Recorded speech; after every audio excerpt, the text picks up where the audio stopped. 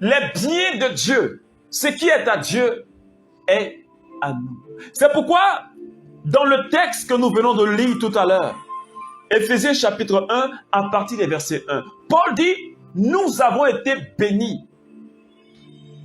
Toi et moi, nous avons été bénis de toutes les bénédictions dans les lieux célestes. Est-ce que tu me comprends? Parce que les biens qui sont à Dieu sont à nous. Les grâces qui sont en Dieu sont pour nous. Et Paul dit, nous avons été bénis de toutes les bénédictions dans les lieux célestes. Est-ce que quelqu'un essaie de percevoir ce que cela veut dire? J'aimerais que tu penses, que tu imagines toutes les bénédictions possibles, si tu peux.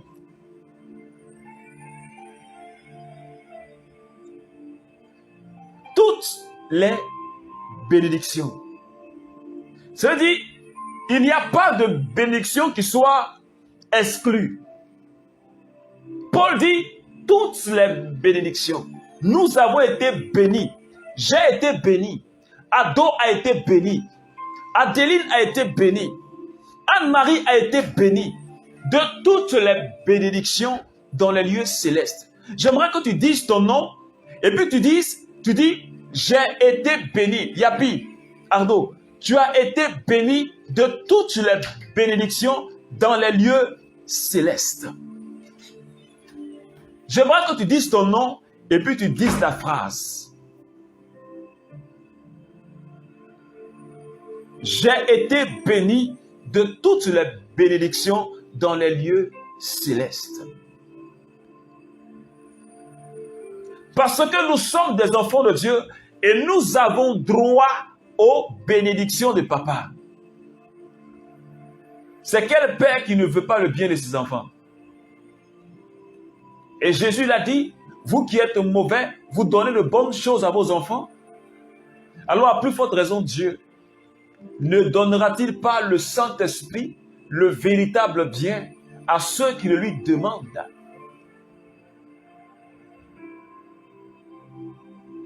Est-ce que quelqu'un peut dire Amen? Il nous bénit de toutes les bénédictions. Il n'y a pas de bénédiction, il n'y a pas de grâce que nous demandons au Seigneur et que le Seigneur ne nous donne pas.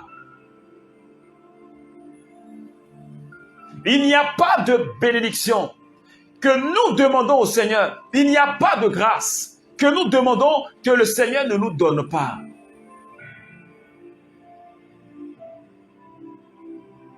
Mais le plus souvent, nous n'avons pas conscience que nous sommes enfants de Dieu.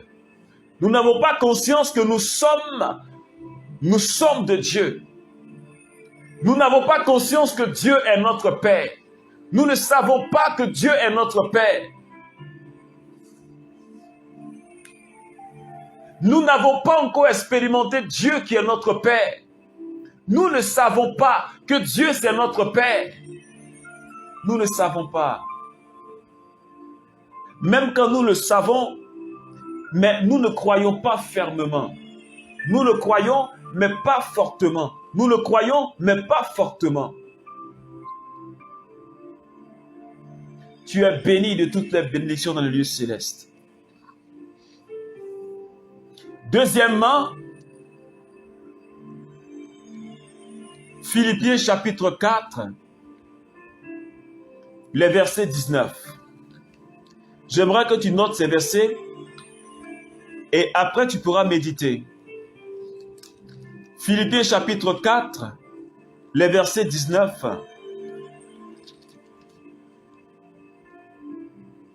Et c'est Saint Paul qui parle.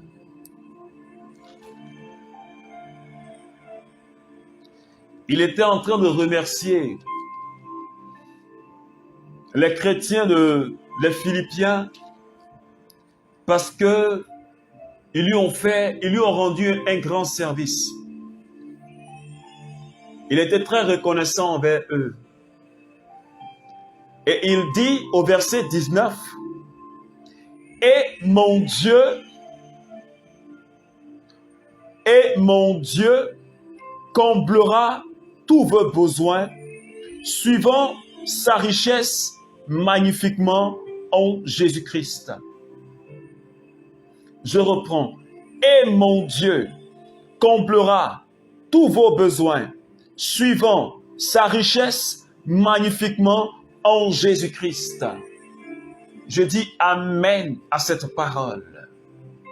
Saint Paul dit, et mon Dieu vous comblera de toutes, il vous comblera de tous vos besoins. Il comblera vos besoins. Il comblera mes besoins. Deuxièmement, Dieu comblera nos besoins. Dieu comble nos besoins. Est-ce que tu peux dire, Jackie, moi, Jackie, Dieu comble mes besoins. Moi, Anne-Marie, Dieu comble mes besoins. Moi, Priska Kofi, Dieu comble mes besoins. Moi, Adeline Odi, Dieu comble mes besoins. Il n'y a pas de besoin que Dieu ne comble pas. Selon sa grâce, selon sa richesse, selon sa volonté.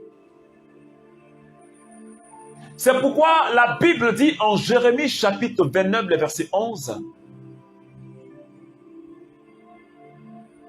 j'ai pour vous des projets, j'ai formé pour vous des projets de bonheur.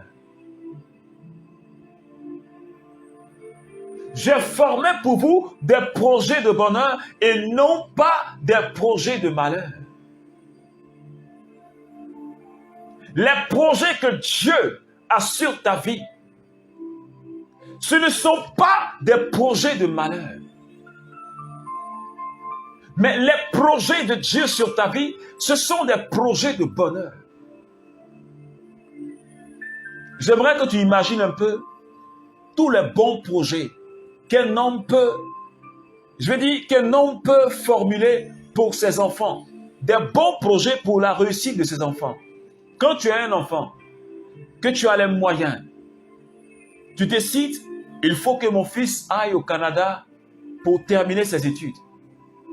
Tu décides, il faut que mon fils aille en France pour faire telle étude de médecine, pour se spécialiser dans tel domaine d'activité. Parce que ce domaine-là, il est vraiment porteur d'avenir.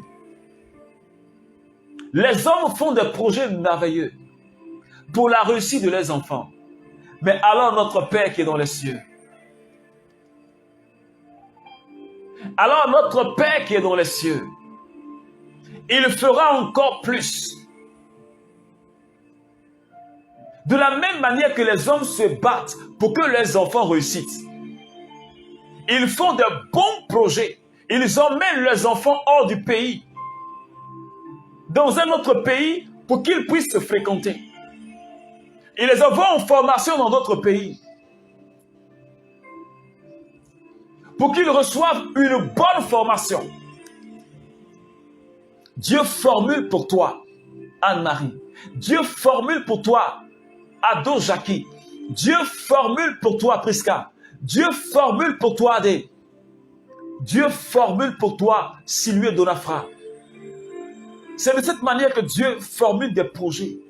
Et il a des projets sur la vie de chaque enfant. De chaque enfant qu'il a. J'aimerais ce soir que tu prennes conscience de cette vérité. Sur la vie de chaque enfant. Sur la vie de chaque enfant. Chacun de ses enfants. Chacun de ses héritiers. Dieu, il a un projet précis.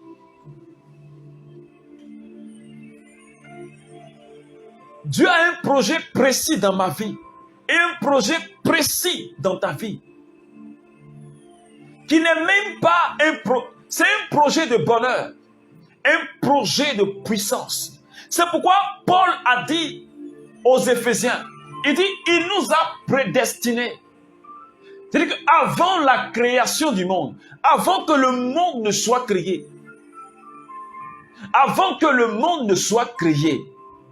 la Bible dit qu'il nous a choisis. Aïe, Yahweh. Je ne sais pas si tu comprends la révélation qu'il y a dans cette parole. Cela veut dire, il a choisi un chemin. Il a fait un programme. Il dit, ma fille Anne-Marie, quand elle va venir au monde, voici les parents qu'elle va avoir. Voici où elle va passer, dans telle école. Je vais la faire telle école. Je vais l'envoyer dans tel pays. Voilà le salaire que je vais lui payer. Voilà le mari que je vais lui donner. Voilà comment je veux que son mariage soit. Voilà la maison que je vais lui donner, que je vais lui permettre de construire.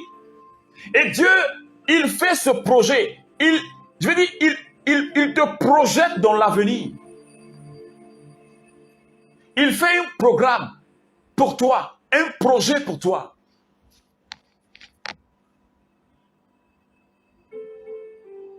Il fait un projet pour toi.